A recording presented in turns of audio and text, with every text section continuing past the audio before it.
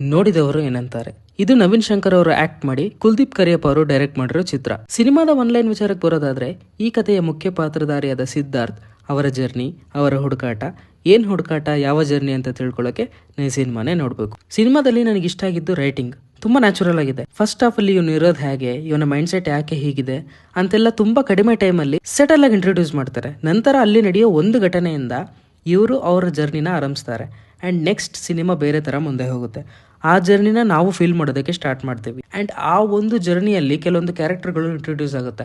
ಆ ಕ್ಯಾರೆಕ್ಟರಿಂದ ಬಂದಿದ್ದ ಫಿಲಾಸಫಿ ನೋಡೋ ಜನನ್ನ ಕನ್ವಿನ್ಸ್ ಮಾಡುತ್ತೆ ಆ್ಯಂಡ್ ಇದು ಏನೋ ಕತೆ ಹೊಡಿತಾ ಇದ್ದಾರೆ ಗುರು ಅಂತ ಎಲ್ಲೂ ಸಹ ಅನ್ಸಲ್ಲ.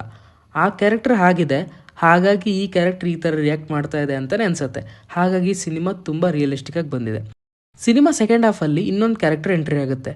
ಆಗ ಸಿದ್ಧಾರ್ಥ್ ಅವರಿಗೆ ಆ ಕ್ಯಾರೆಕ್ಟರಿಂದ ಆಗೋ ಬದಲಾವಣೆ ಆ್ಯಂಡ್ ಇವರಿಂದ ಅವರಿಗೆ ಆಗೋ ಬದಲಾವಣೆ ತುಂಬ ಜೆನ್ರಿಕ್ ಆಗಿದೆ ಅಂತ ಅನಿಸ್ತು. ಸಿನಿಮಾ ಕ್ಲೈಮ್ಯಾಕ್ಸಲ್ಲಿ ಡೈರೆಕ್ಟರ್ ಅವರು ಈ ಒಂದು ಜರ್ನಿಗೆ ಒಂದು ಜಸ್ಟಿಫಿಕೇಶನ್ ಅಂತ ಕೊಡ್ತಾರೆ. ಆ ಒಂದು ಸನ್ನಿವೇಶ ತುಂಬ ಚೆನ್ನಾಗಿ ಬಂದಿದೆ. ಇಬ್ಬರು ತಮಗಾದ ನೋವನ್ನು ಹೇಳ್ಕೋತಾರೆ ಆ್ಯಂಡ್ ನೋಡೋ ಜನಕ್ಕೂ ಯಾರ್ದು ತಪ್ಪಲ್ವಲ್ಲ ಗುರು ಅಂತ ಅನ್ಸೋಕೆ ಶುರುವಾಗುತ್ತೆ. ನೋಡಿದವರು ಏನಂತಾರೆ ಅನ್ನೋ ಟೈಟಲ್ಗೂ ಕೂಡ ಒಂದು ಕ್ಲೋಜರ್ ಸಿಗುತ್ತೆ. ನೆಗೆಟಿವ್ಸ್ ಅಂತ ಬರೋದಾದರೆ, ಸಿನಿಮಾ ಸ್ವಲ್ಪ ಸ್ಲೋ ಇದೆ. ಆ ಕ್ಯಾರೆಕ್ಟರ್ಗಳಿಗೆ ಕನೆಕ್ಟ್ ಆದರೆ ಓಕೆ, ಇಲ್ಲ ಅಂದರೆ ಸಿನಿಮಾ ನಿಮಗೆ ಬೇರೆ ಥರದ ಎಕ್ಸ್ಪೀರಿಯೆನ್ಸ್ ಕೊಡುತ್ತೆ ಆ್ಯಂಡ್ ಅದು ನೀವು ಯಾವ ತರಹದ ಸಿನಿಮಾ ನೋಡಿರ್ತೀರ ಅನ್ನೋದ್ರ ಮೇಲೆ ಡಿಪೆಂಡ್ ಆಗಿರುತ್ತೆ. ಒಟ್ಟಿನಲ್ಲಿ ಸಿನಿಮಾ ಚೆನ್ನಾಗಿದೆ. ಇಲ್ಲಿರೋ ಪ್ರತಿಯೊಂದು ಕ್ಯಾರೆಕ್ಟರ್ ಆ್ಯಕ್ಟಿಂಗ್ ಕೂಡ ತುಂಬ ಚೆನ್ನಾಗಿದೆ.